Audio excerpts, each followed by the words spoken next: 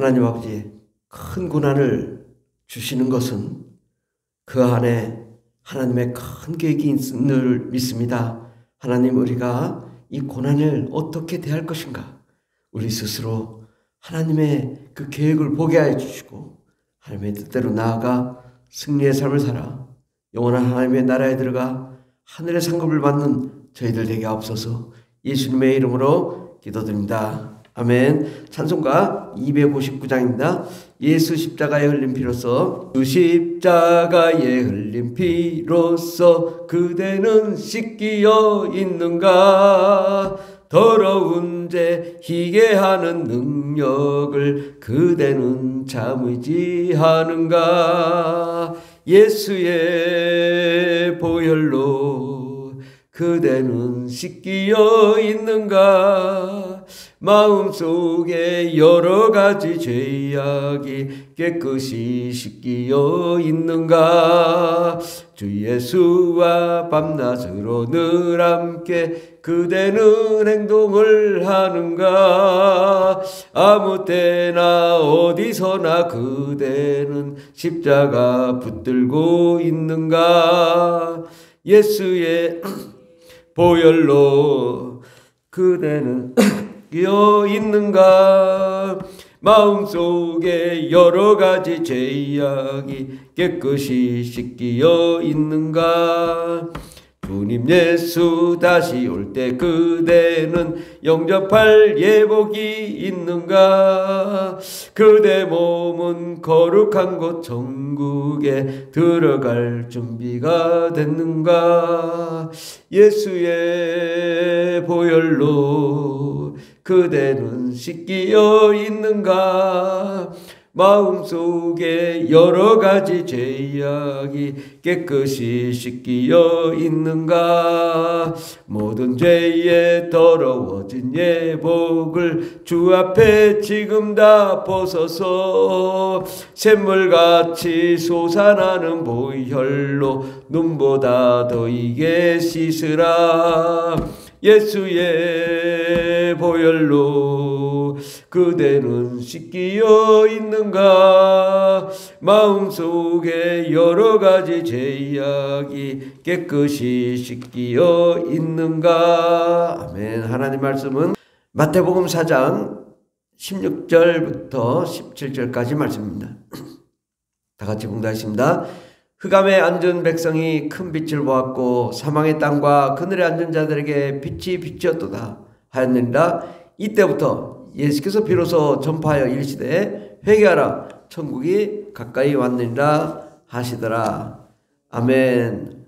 오늘 말씀의 제목은 고난 안에 하나님의 계획이 있다, 고난 안에 하나님의 계획이 있다라는 말씀으로 함께 은혜 받고자 합니다. 이 말씀은 이사야서 9장의 말씀입니다. 그래서 이사야서 9장에 보면 이스라엘이 소망이 없고 정말 엄청난 고난 가운데 있을 때에 이스라엘 백성에게, 이 흑암에 앉은 백성에게 큰 빛이 비쳤는데 바로 그 큰 빛은 바로 예수 그리스도, 그분을 보내주시겠다라는 하나님의 약속이십니다.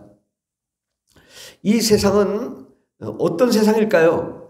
우리가 이 세상을 판단할 때 이 세상이 행복하고 좋고 잘 살고 다 그럴까요? 그렇지 않습니다. 이 세상은 하나님이 정의하셨습니다. 이 세상은 흑암이다, 또 사망의 땅이다, 그늘에 앉았다, 어둠 가운데 우리는 있을 수밖에 없는 삶을 살고 있습니다.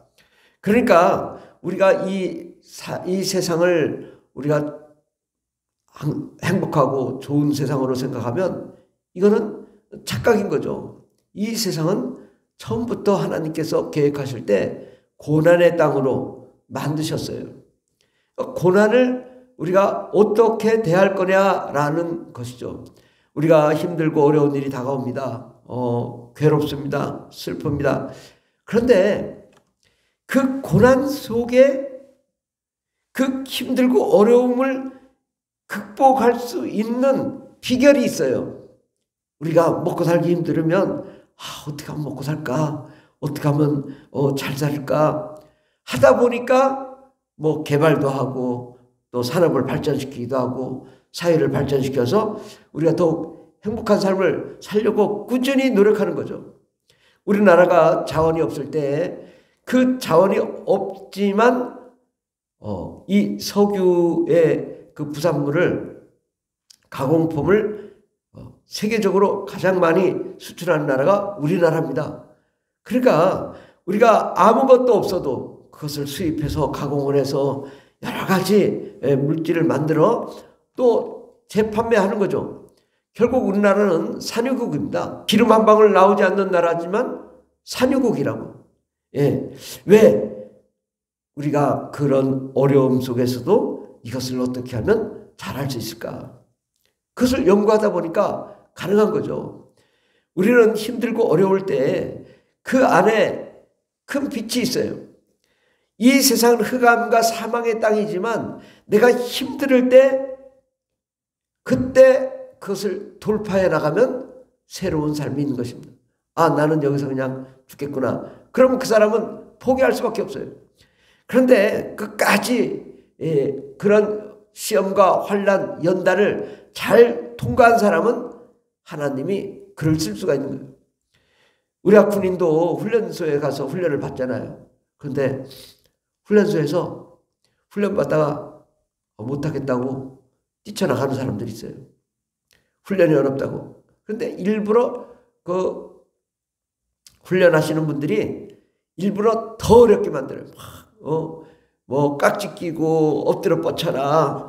뭐 일어났다 앉았다 해라. 막 뒤로 굴러 앞으로 굴러 막 훈련을 시킵니다. 거기서 낙오되는 자는 나가라. 너는 여기 아니야. 넌 자격이 안 돼. 근데 그 시험을 통과한 사람은 이제 그제부터 이제 훈련을 하는 거죠. 그래서 이 훈련을 통과한 사람은 그다음부터 이제 진짜 훈련이 있는 거예요. 진짜 훈련을 잘 받고 나면 아주 멋쟁이 군인이 되어서 세상을 호령할 수 있는 사람이 되죠. 군대를 잘 나오면 그 다음에 사회에 나와서 그 어려운 상황이 다가와도 이길 수 있습니다. 군대에서 어려움을 겪지 못하고 또 극복하지 못한 사람은 또 사회에 나와서도 계속 적응을 못하고 힘들죠. 그래서 그 군대 생활을 잘한 사람은 앞으로 그 사람은 잘할 수 있는 거예요. 뭐든지. 그래서 그런 어려움이 결코 나쁜 게 아니다. 훈련이 나쁜 게 아니다. 어둠이 나쁜 게 아니고 사망이 나쁜 게 아니다. 왜? 그 안에 그 비전이 있거든요. 이거 어두워. 그럼 어떻게 할까요? 빛을 비추면 되잖아요. 천등을 이렇게 사람이 생각을 바꿔야 된다. 어두워서 죽겠구나가 아니라 어두우니까 빛을 만들어야겠구나. 힘들으니까 자동차를 개발하고 비행기를 개발하고. 우리가 이 어두움, 또 소망이 없음, 이것 때문에 우리가 낭망하면 안 됩니다. 성경에 보면 수많은 사람들이 귀신 들리고 병 들고 고통받습니다. 그런데 그 고통을 어떻게 접근하느냐. 병 들으면 이 병을 극복해야 되겠다. 어떻게 해야 될까? 세상에 아무리 찾아가도 병이 고쳐지지 않을 때 예수의 이름으로 병을 고치면 낫는다. 놀라운 비결이 있구나. 세상이 할 수 없는 비결이 있구나. 그리고 큰 시험이 다가올수록 그 사람은 하나님이 크게 쓰려고 작정하신 분이에요. 그러니까 얼마나 저렇게 시험이 클까. 저 시험을 정말 어떻게 저 사람은 저렇게 힘들까. 그 사람은 하나님이 위대하게 쓸 준비를 하고 계신 거예요. 그 사람이 그 어려움, 역경, 시험, 환난을 다 이기고 나면 그 다음에 하나님이 쓰시는 거거든요. 왜? 쓸만한 사람을 쓰시는 거예요. 고난이 다가오니 도망가. 그 사람은 어떻게 써요? 쓸 수가 없어요. 고난이 다가왔을 때 그 고난을 적극적으로 임하고 그것을 돌파해야 되는 거죠. 오늘 말씀 보면 17절에 이때부터 예수께서 비로소 전파하여 이르시되 회개하라 천국이 가까이 왔느니라 하시더라. 예수님은 어떤 땅에 오셨어요? 흑암, 사망, 그늘, 또 악한 마귀와 더러운 귀신이 가득한 그곳에 오셨거든요. 그러니까 예수님 오시니까 뭐 악한 마귀와 귀신이 막 얼마나 예수님을 핍박하고 힘들게 하고 끝까지 십자가에 못 박힐 때까지 그렇게 고난을 주잖아요. 그런데 우리 주님이 나 너무 힘들어, 피해야 되겠다, 이러지 않으셨다고. 적극적으로 임하시고 적극적으로 그것을 돌파하니까 훌륭한 사람이 되는 거죠. 왜? 24절에 보면 그의 소문이 온 수리아에 퍼진지라 사람들이 모든 앓는 자 곧 각종 병에 걸려서 고통당하는 자, 귀신 들린 자, 간질하는 자, 중풍병자를 데려오니 그들을 고치더라. 예? 이런 어려운 사람들을 만나서 그들을 고치니까 유명한 사람이 되는 거예요. 야, 저 사람은 대단하네, 저런 일도 하네.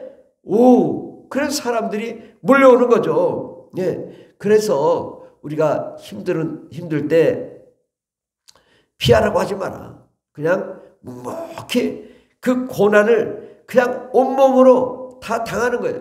그러나 어떻게 해요? 예수의 이름으로, 성령의 능력으로, 방언 기도함으로, 하나님의 말씀으로 끝까지 묵묵히 이기는 자는 하나님이 때가 되면 됐다, 이제 시험 끝났다, 하나님께서 이제 나는 너를 쓰기를 원한다. 왜냐? 군대 훈련을 강하게 받은 사람은 큰 일을 할 수 있거든요. 예, 정말 대단한 일을 할 수 있거든요. 그런데 그거를 못하고 그냥 도망가고 피하면 쓸 수가 없는 거죠. 우리 하나님도 하나님 입장에서 생각해봐요. 우리가 정말 여러 가지 시험 하려는 고난 고통이 다가올 때 도망가, 좌절해, 낙담해.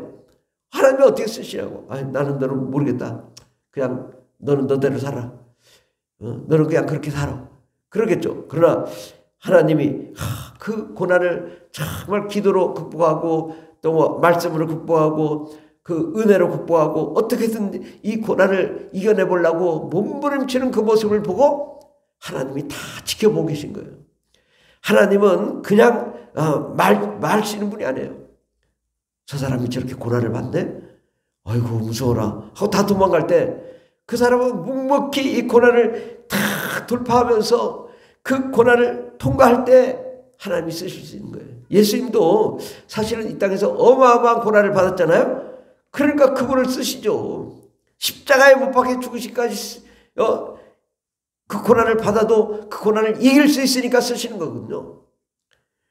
사도 베드로도 바울도 그 얼마나 매를 맞고 감옥에 들어가고 그 죽음을 다 당할 때도 그들이 피하지 않았다고요.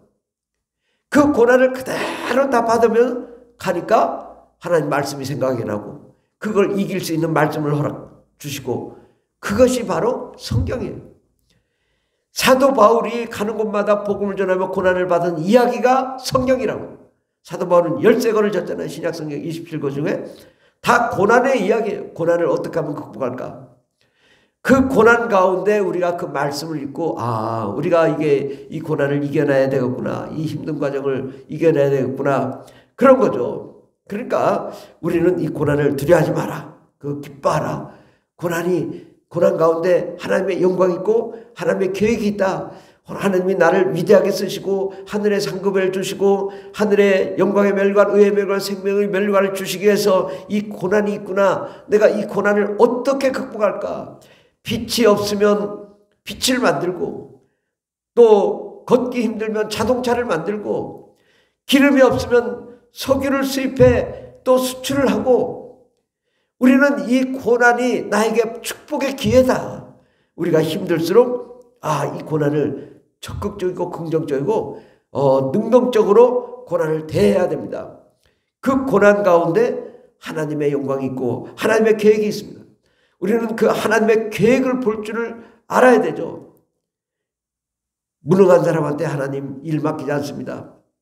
고난을 다 겪는 사람, 이겨내는 사람, 그 사람이 하나님이 위대하게 쓰시는 거죠. 지금 우리 푸른날교회 힘들고 어려워도 또한 이 고난을 통과하고 나면 정말 세상에 없는 교회가 되고 하나님이 보시기에 아름답고 멋진 교회로 세워나갈 줄 믿습니다. 기도하겠습니다. 하나님, 흑암 사망의 땅, 그늘 어둠 음부에 또 악한 마귀와 더러운 귀신, 음부의 권세가 우리를 위협하고 공격할 때 우리가 그때가 하나님의 비전을 볼 때요, 하나님의 계획을 볼 때요, 하나님의 뜻을 볼 때입니다.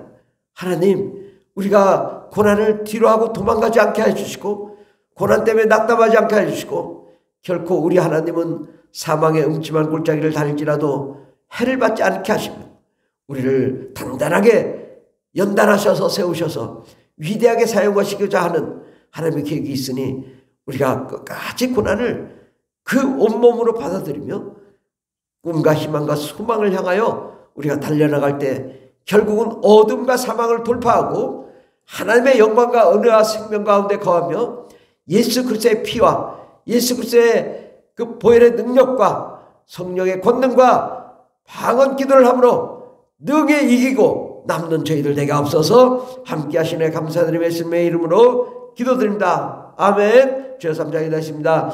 주여 주여 주여 할렐루야 할렐루야 감사합니다. 주님, 우리가 고난을 더욱 아버지 잘 극복하고 긍정적이고 적극적이고 능동적으로 우리가 고난을 통과함으로 하늘의 신령한 복을 누리는 위대한 종들 다 되게 앞서서 주님 역사에